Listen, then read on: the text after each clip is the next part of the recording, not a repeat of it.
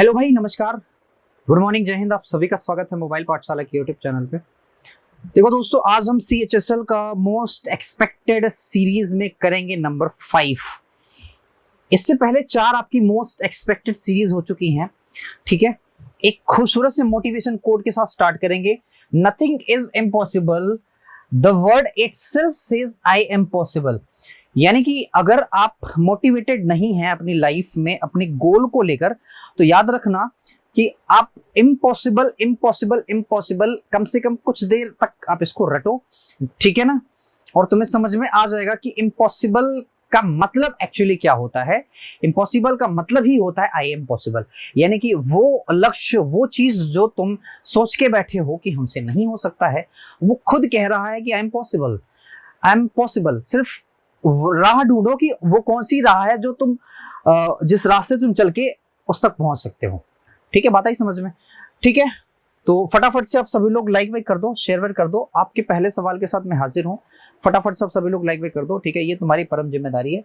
Like वाइक करो फटाफट, शेयर वेयर करो फटाफट, ठीक है। लाइक, शेयर और सब्सक्राइब फटाफट से ये सारे काम मेरे साथ करते जाओ, ठीक है। आओ बताता हूँ आपको सभी को, ठीक है दोस्त।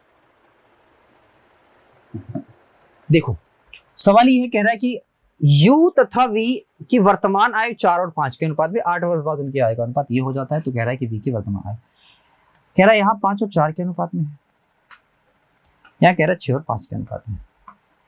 समझ रहा है मैं कह रहा हूं, क्या इन दोनों के बीच का डिफरेंस सेम है?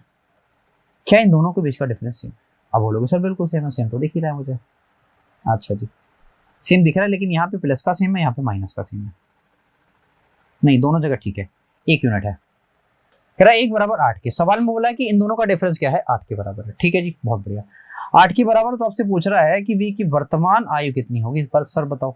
तो वर्तमान आयु ये रही, तो V की वर्तमान आयु 4 यूनिट है, यानी कि 4 यूनिट की वैल्यू निकालनी है, जबकि 1 यूनिट की वैल्यू दी हुई है। तो 8 चौके 32 मेरे सवाल का राइट उत्तर हो जाएगा। अच्छा कि नहीं बताओ। ये सवाल कह रहा है कि इसमें बताना है तुम्हें यूनिट डिजिट। क्या बताना है? यूनिट डिजिट बताना है। क्या बताना है? Unit digit. अब जरा मेरी बात ध्यान से सुनो और बताओ, अगर यहां पे 124 होता, 124 होता अगर यहां पे, समझना बहुत ध्यान से, ठीक है, ठीक है दोस्तों, समझना इसको बड़ा ध्यान से। अगर यहां पे 124 होता तो मैं ये कह देता, बहुत आराम से, बहुत प्यार से कह देता, इसके इकाई का अंक चाहिए मुझे। अभी ये तो मुझे महा गड़बड़ लग रहा है, ठीक है। 4 से भाग दो, ठीक है, तो बचेगा सिर्फ 3। तो 12 पे अगर 3 का वो लूंगा तो 8 आएगा मेरे हिसाब से, तो 8 ही आएगा। ये इसको बना लो 8, ठीक है। वैसे भी मैं ये कह रहा था आपसे 8 ही बना लो, ठीक है ना। 8 ही तुम्हारे सवाल का उत्तर है।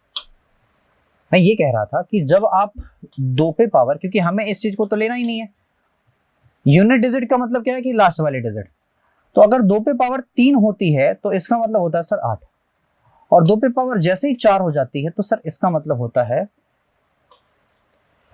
2 दूना 4, 4 दूना 8, 8 दूना 16। अच्छा, अगर 2 पे पावर 8 होता तो भी यूनिट डिजिट क्या होता? 6 होता। क्यों? क्योंकि ये भी 4 से डिवाइड है, ये भी 4 से डिवाइड है। इसका मतलब इसके जस्ट पहले क्या आएगा? यूनिट डिजिट 8 आएगा, ठीक है जी, बहुत बढ़िया। यानी कि 2 पे पावर 7। अब जरा ध्यान से समझो, यहां पे है 2 पे पावर 123, ठीक है जी। मैंने कहा अगर ये 24 होता, 124 होता, तो सर ये कट जाता 4 से, यानी 4 कटने से जस्ट एक पहले, तो इसका यूनिट डिजिट क्या होगा सर? 8 होगा। ये सीधा तुम्हें लर्न करके रखना है, 1 सेकंड में आंसर आ जाएगा बिना सॉल्व किए, ठीक है। बात आई समझ में? ठीक है, करो। कह रहा है कौन सी 3 से विभाज्य? भाई 3 से डिविजिबिलिटी का रूल क्या है? संख्या के अंकों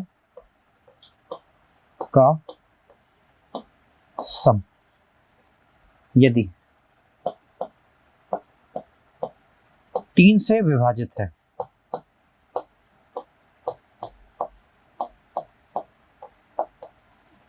डिवाइड है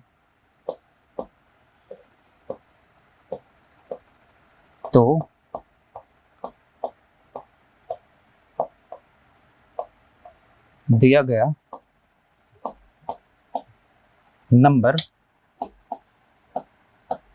3 से विभाजित होगा, 3 से डिवाइड होगा।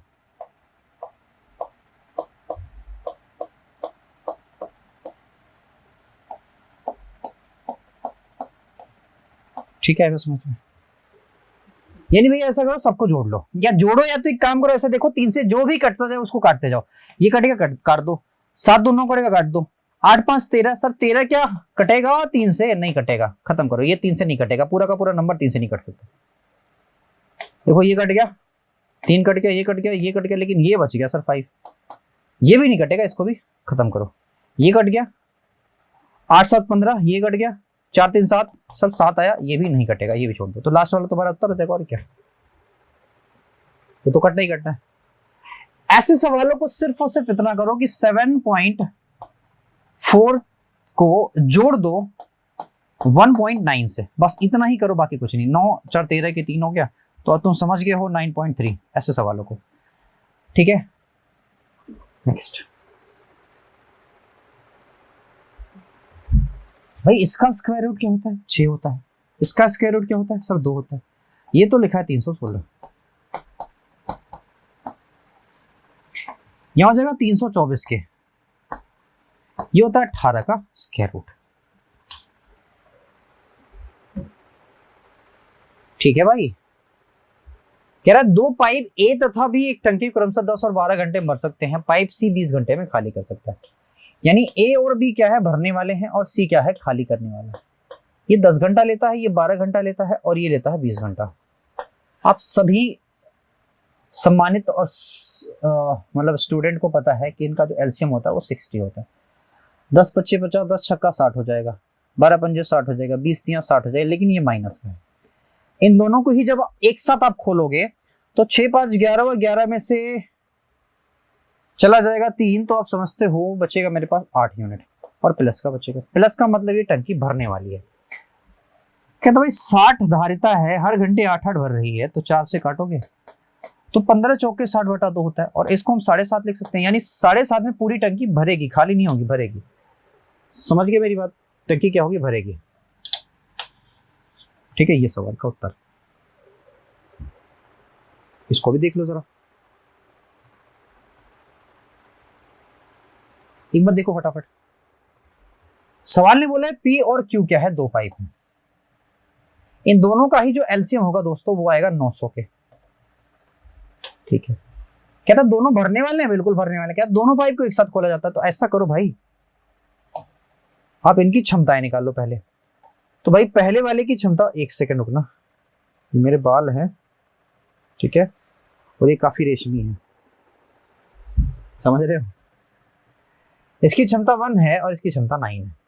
दोनों को जोड़ोगे 10 से एक ही 0 खत्म हो जाएगा। इसका मतलब 90 घंटे में टंकी भरेगी जब दोनों खोले जाएंगे। अगला देखो, ये तुम्हें क्या लग रहा है? ये किस टाइप का त्रिभुज है? आपने पढ़ा है सर 5 12 और 13। सर ये ट्रिपलेट बनाते हैं। अगर ये ट्रिपलेट बनाता है तो ये एक समकोण त्रिभुज है, और समकोण त्रिभुज का क्षेत्रफल क्या होता है? समकोण त्रिभुज का क्षेत्रफल क्या होता है? सर 1/2 होता है, आधार गुणे ऊंचाई होता है, आधार गुणा ऊंचाई। सवाल में ही है तुम्हारे 1/2। आधार का मतलब है 5 ले लो, ऊंचाई का मतलब 2 ले लो, 12 ले लो, क्योंकि ये तो सबसे बड़ी भुजा है तो हाइपोटेनस होती है। तो 5 छक्का 30 आपके सवाल का राइट आंसर हो जाएगा। ठीक है, अगला कह रहा है कि 15% की छूट देने के पश्चात 30% का लाभ होता है। वस्तु का अंकित मूल्य है तो क्रय मूल्य बताओ। मेरे बच्चे आप सभी लोग ये बात जानते हो, एमपी बटा सीपी बराबर होता है 100 plus profit upon 100 minus discount. ये होता है, आप सभी लोग इस बात को जानते हैं अच्छी तरह से। तो एमपी है तो एमपी तो हमें दिया हुआ है ऑलरेडी 31 20 के है। इसको आप इधर लेते जाओ तो डिस्काउंट कितना है भाई? 15%, तो ये हो जाएगा 85 के। और इस चीज को इधर लेते हो, कितना प्रॉफिट है? 30 के, तो 130 हो जाएगा। ये हो जाएगा तुम्हारे सीपी के बराबर, है या ना? तो 13 से काटोगे, 13 25 % नहीं कटेगा, ये 13 से ये कटेगा शायद। 13 दूना 26 होता है, 13 चौके होता है 52 के, और 1 0 1 0 से कट जाएगा। जब आप 5 का गुणा करोगे तो यहाँ हो जाएगा 20 के और होता है 17 25 85 के, that is equal to CP के। 12 से 84 के 4 हो गया, 12 कम 12 8 20 होता है। तो सीपी की जो वैल्यू आ गई भाई वो कितनी बनी है, ये बनी, ये बात ठीक है। नेक्स्ट,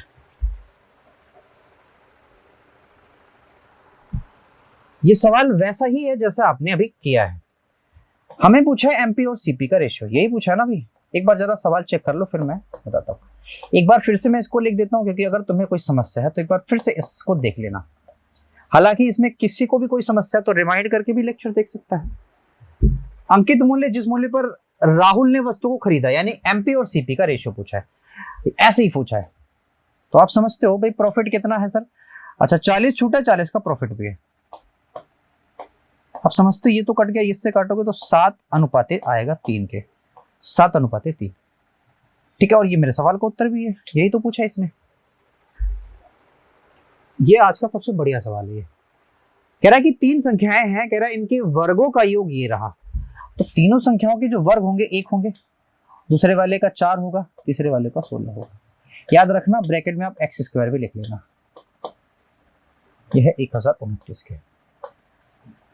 यहां भैया कितना होगा, 20 और 21 के।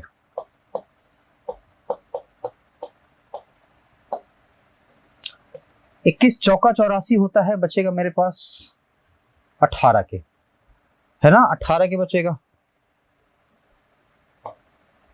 तो 9 बार और जाएगा तो x की वैल्यू हो जाएगी 7 के।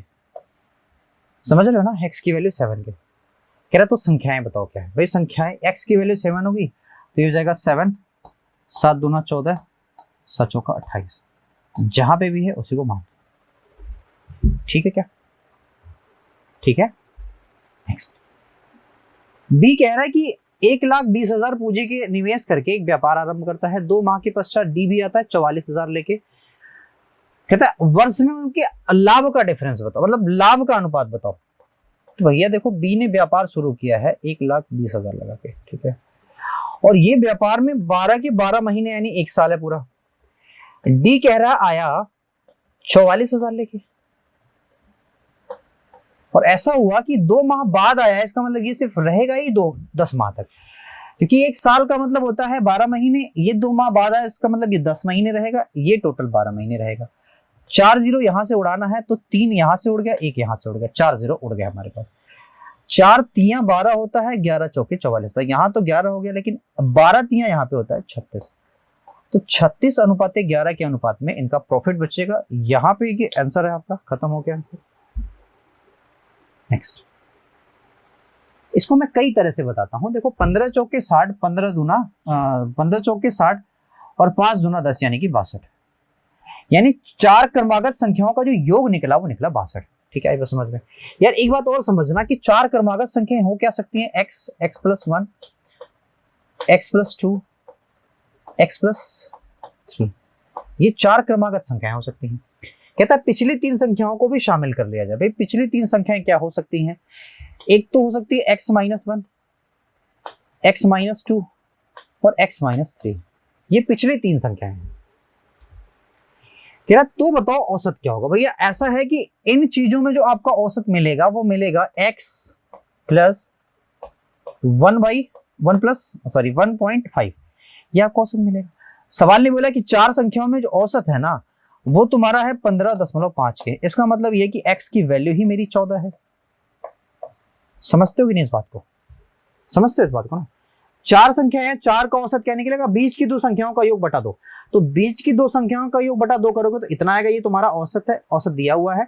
यहां से x की वैल्यू आ गई 14 की। कह रहा नया औसत बताओ। मैंने बोला है कि अगर ये इतनी संख्याएं, तो 4 यहां 3 यहां, कुल मिला के 7 संख्याएं हैं, यानी बीच वाला कोई मेरा एवरेज होगा। तो 3 संख्या इधर छोड़ो, 3 संख्या इधर से, x ये रहा, x की वैल्यू कितनी है 14। तो 14 आपके सवाल का राइट आंसर हो जाएगा। क्यों, क्योंकि पूरे संख्याओं का औसत क्या है, x ही है, और x की वैल्यू हमने ऑलरेडी निकाल रखी है। ठीक है,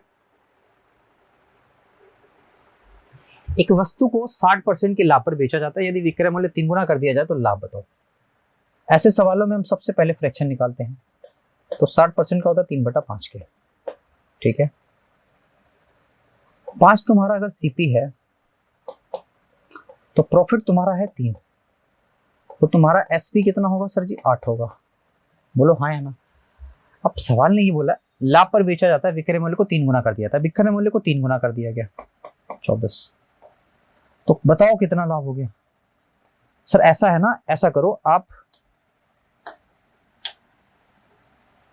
कोई बात नहीं, 19 का प्रॉफिट हो रहा है, कितने का? 19 का, किस पे? 5 पे। बोलो सर 19 दूना 38, 380%, कितने का प्रॉफिट भी? 338% का। ये प्रॉफिट नया प्रॉफिट परसेंट है, या न्यू लिख दो, न्यू प्रॉफिट परसेंट, ठीक है। अगला नेक्स्ट, एक वस्तु को 420 रुपए में बेचने पर 20% का लाभ होता है, करें मत बताओ। यार ये तो बड़ा आसान सवाल निकला। 120 यूनिट रिप्रेजेंट कर रहा है 420 को, ठीक है क्या? 0 से 0 गया, हमें निकालना 100% की वैल्यू। उल्टा लिख गया मुझे लग रहा है, बट देखते हैं क्या होगा। 100% की वैल्यू चाहिए तो 42 गुणा 100 कर दो, बटा 12 कर दो। 12 3 36, 12 चौके 48, 3 से भी नहीं कटेगा, इससे भी नहीं कटेगा, तुम काटते जाओ बस। 12 3 36 आ गया, बचा मेरे पास कितना? 6 के, और 12 पंजे 60, 12 पंजे 60, 350। अगला नेक्स्ट, तुम्हें कह रहा है कि 2000 को पहले 25% घटाया जाता है, फिर उसमें 30% बढ़ाया जाता है। भाई 2000 है ये, 25% बढ़ाने का मतलब ये कि पहले इसको 5/4 किया गया, और 30% बढ़ाने का मतलब इसको 13/10 कर दिया गया। बोलो हाँ या ना। 10 से 10 गया, ठीक है, बात समझ में आ गई। 5 दूना 10 होता है। एक काम करो, आप इसको काट लो, 4 पंजे 20 यानी कि 40, सॉरी 40 कह रहा हूँ, 4 पंजे 20 यानी कि हो जाएगा ये 50 के, ठीक है। अब जरा देखना, 13 पच्चे होता है 65 के, गुणा 5 है, 5 पच्चे 25, 5 छक्का 30, 2 32। लेकिन गड़बड़ मैंने कहाँ किया है तुम समझ नहीं पाए। हमने गड़बड़ कहाँ किया है, उत्तर क्यों नहीं आ रहा? इसके पीछे ये रीजन है, कह रहा है कि पहले 25% घटाया जाता है, यानी कि 2000 यहाँ पे तो था, ठीक है। घटाने का मतलब इसको पहले 3/4 करूंगा, क्योंकि मैं घटा रहा हूं इसलिए इसको 1 कम करूंगा, और फिर 13 बटा क्या करूंगा मेरे दोस्तों? 10 करूंगा। तब मैं इसको काट दूंगा। अब मैं 4 से काटूंगा, यहाँ 5 आएगा 50, 13 पच्चे होता है 65 के, 650 गुणा हो जाएगा भैया 3 के, 5 3 15 के, 5 कैरी हो गया कि 6 3 18 और 1 19, तो भैया 1950 क्या गया आपके सवाल का राइट आंसर आ गया, ये करेक्ट है, ठीक है। नेक्स्ट मेरे भाई, जब भी मैंने परसेंटेज स्टार्ट किया है तो ये वाला सवाल मैंने जरूर पढ़ाया होगा, अगर आपने परसेंटेज मेरा देखा होगा तो। नहीं देखा है तो देख भी लो, फुल डिटेल के साथ है। 2 संख्याएं तीसरी संख्या से भाई साहब 20 और 40% कम, तो तीसरी अगर 100 निकली तो एक 30% कम यानी कि 70 होगी, और दूसरी 40 यानी कम 60 होगी। पहली संख्या दूसरी का कितना परसेंट है? तो दूसरी का मतलब 60, पहली मतलब ये। देखो यार तुम समझते हो, इसको हम लिख सकते हैं 1 + 1/6। 100 लिख सकते हैं 100%, इसको लिख सकते हैं सर 16 सही 2/3%। तो कुल मिला के उत्तर है 116 सही 2/3%। बोलो हाँ या ना। जहां भी ये हो उसको मार दो। यार तुम जानते हो कि हमें मारना कैसे है, उत्तर कैसे लगाना। मजा आया? कह रहा है एक कार है भाई साहब 75 सेंटीमीटर पर घंटे 4 घंटे में चलती है, कितनी डिस्टेंस चल जाएगी? भैया ऐसा करो, इसको आप किलोमीटर पर घंटे में निकाल लो। तो 5 का कौन सा मल्टीपल है? 15वां मल्टीपल है। अच्छा जी, तो किलोमीटर पर घंटे में ये 18 का 15वां मल्टीपल बनाएगा। 15 18 गुणा करोगे, 4 का भी गुणा करना ही पड़ेगा क्योंकि डिस्टेंस ये में चाहिए, है ना। 15 चौके 60, ये हो गया 18 के। 18 छक्का होता है 108 के, 1 0 हाई, तो 1080 किलोमीटर को ट्रेवल किया जा रहा है। अगला सवाल देखना, कह रहा है कि बमन है भाई, कौन है? बमन। बमन ने 10 किलोमीटर पर घंटे की गति से एक स्थान जाता है, 4 किलोमीटर से वापस आता है, औसत गति बताओ। भाई औसत गति, एवरेज स्पीड।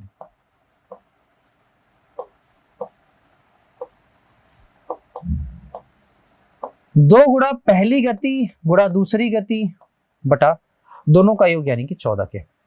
ठीक है भैया।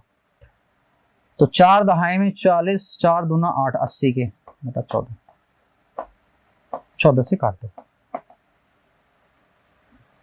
14 25 70 होता है, मिला मेरे पास 10।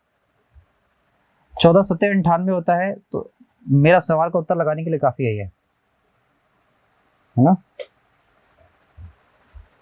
नेक्स्ट आपका ये लास्ट सवाल आपसे बोल रहा है, देखो पहली बात तो कंपाउंड इंटरेस्ट आपके सीजीएल के बैच में चल रहा है, तो वहां से आप जाके कंप्लीट कर सकते हो। 14,000 की चीज 5% की वार्षिक ब्याज तक संयोजित की जाती है, 2 वर्षों का चक्रवृद्धि ब्याज। तो 2 वर्षों का चक्रवृद्धि ब्याज इसमें 5% के हिसाब से निकालो। समझना भाई, 14 25 70 यानी कि 700 रुपए, 700 की 7,000, 700 रुपए आएंगे, ठीक है 5% के हिसाब से। क्योंकि ये साधारण ब्याज है तो यही आया। 5 7 35 रुपया और मिलेगा, तो कुल मिला के 1435 रुपया आपका ब्याज मिलेगा। बस यही तुम्हारे सवाल का उत्तर है। देखो दिया भी है, यानी और कुछ करने की जरूरत नहीं है। क्या आप मेरी बात समझ गए? बताओ अभी बताओ फटाफट से, क्या आप मेरी बात समझे? चलो अगर समझ गए हो तो सेशन को लाइक करना, सब्सक्राइब करना चैनल को, ठीक है ना। ये सारे काम तुम कर देना, ठीक है।